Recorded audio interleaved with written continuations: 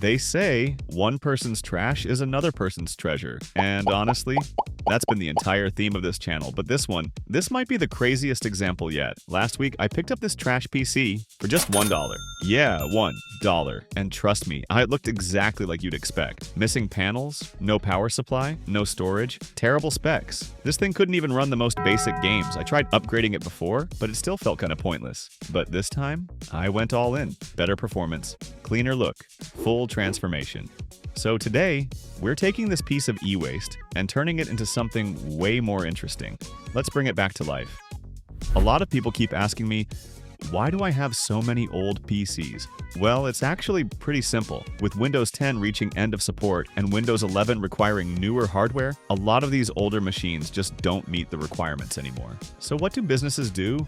They get rid of them. To them, these PCs are outdated. They can't keep up with modern Windows standards, but for me, that's an opportunity because it means I can pick these things up anywhere for ridiculously cheap. And this one right here is a DELL Optiplex 755. This thing came out all the way back in 2007. And yeah, we're talking about the good old LGA 775 platform. By today's standards, it's ancient, but surprisingly, it still has some potential. The motherboard comes with 4 RAM slots and even a PCIe by 16 slot, which means I can actually upgrade this thing. But there's a problem. Just look at this case. It's rough. It's ugly, and honestly, it kills any motivation to even turn it into a gaming PC. So yeah, there's no way I'm keeping this case. I'm gonna have to move everything into a different one. And trust me, that's not gonna be easy. Because back then, everything was proprietary. Weird layouts, non-standard designs, nothing like what we have today. So finding a case that fits perfectly, that's basically impossible. But that's fine. I'm just gonna grab a used case and make it work. Alright, so I managed to find this small, compact case, hopefully. It actually fits my motherboard. Now comes the hard part. I have to take this entire motherboard out of the original system. And yeah, not just the motherboard is proprietary, even the cooler is, which means I can't replace it. So at this point, I don't really have a choice. I'm just gonna keep using it as a last resort. Oh, and there's also this built-in speaker with a subwoofer. Trust me, nobody wants to use this thing. So yeah, that's going straight to the side. Now here's something interesting. Instead of using some weird proprietary power connector, this motherboard actually uses a standard 24-pin power, just like modern boards. And that's great because it saves me some money, no need for any adapters. And luckily, when I drop the board into the new case, it fits perfectly. Like, way better than I expected. I'm planning to mount the power supply at the bottom and have the GPU installed vertically right here. But first, I need to secure the motherboard. Since this case obviously wasn't made for it, I actually had to drill new standoff holes, just to be able to screw it in properly. Now, I'm not an engineer or anything, so what I'm doing here is honestly pretty random. There's no crazy calculations or anything like that. I just marked the spots and drilled where I thought made sense. Once I got the holes in the right positions, I installed the standoffs. And as you can see, everything actually lines up perfectly. At this point, all I have to do is tighten the screws, and the motherboard is locked in nice and solid. But here comes the complicated part. I couldn't find a cooler mounting bracket that fits this board, so I had to get creative. I literally took the bracket from the original case and cut it out. And trust me, you're not going to find this kind of bracket anywhere on the market. This hardware is just way too old. Nobody makes parts like this anymore, Nina, because nobody really uses them. After that, I cleaned it up a bit, made it look a little nicer, and in the end, I actually ended up with a perfect custom mounting bracket. To make room for the cooler bracket, I'm going to have to cut out a section of the case, but I'm not going crazy with it. Just a small cut. Enough for the bracket to fit, because if I remove too much, it could mess with the structural integrity of the case. So yeah, just a clean, minimal cut. And this right here is going to be the space for the cooler mounting bracket. But this part wasn't easy at all. The plastic shroud on the cooler takes up way too much space to the point where I couldn't even fit the power supply in, so I tried a simple fix. Just flip the cooler around, and yeah, it worked, but it also meant I could no longer fit a full-size GPU. At that point, I made a decision. I just went ahead and cut part of the plastic shroud off. Honestly, it's not important anymore. And just like that, I finally had enough space to fit a single-fan GPU perfectly inside this case. Sometimes you just have to get a little creative. Next up, the power supply. I'm going with a small form factor PSU, something compact that actually fits this case. This one delivers around 280 watts on the 12-volt rail, which should be more than enough for this build. Now, there's just one problem. This case doesn't have any mounting points for the PSU. So yeah, I had to drill a couple of holes just to secure it in place. And then I realized something I completely forgot. I still need a way to plug in the power cable from the outside, so I had to take everything apart again and cut out a section near the rear I/O area to make room for it. But in the end, everything fits perfectly. But there's one more thing I have to deal with. The I/O area where the motherboard and GPU connect.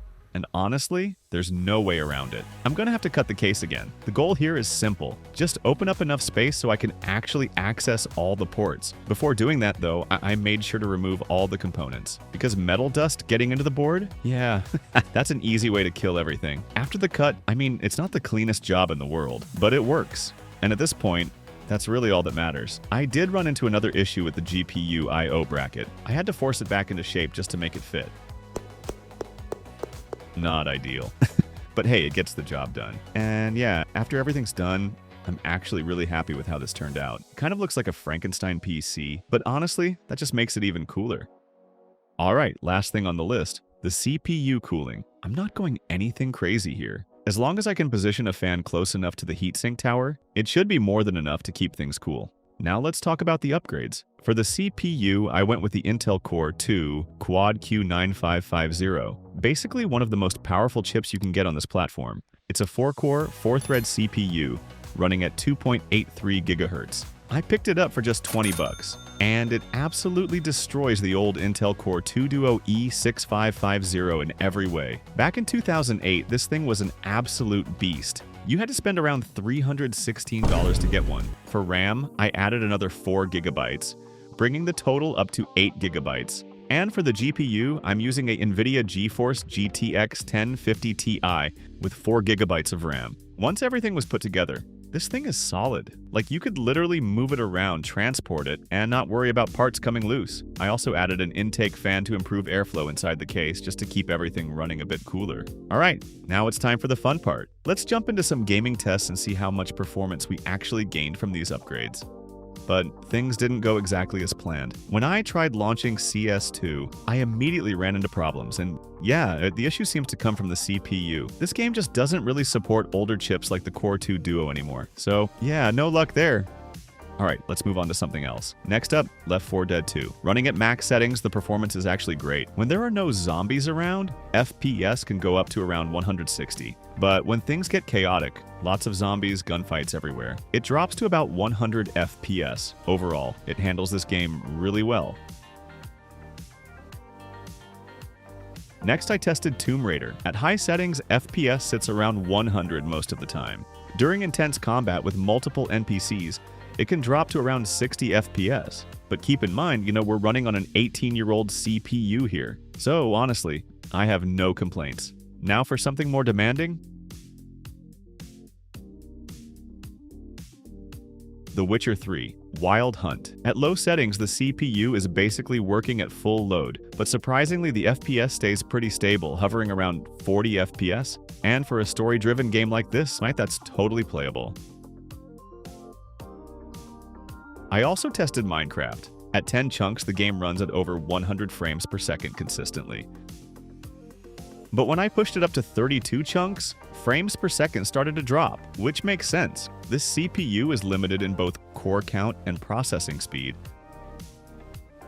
And yeah, I even tried Cyberpunk 2077. It crashed immediately, so that tells you everything you need to know. So to wrap it all up, I've basically pushed this old PC as far as it can go. The performance boost compared to before is huge, but at the end of the day, this hardware is just too old, and that means it's still going to struggle, especially with modern games. Thanks for watching, and hey, if you enjoyed the video, you might just be the luckiest person today.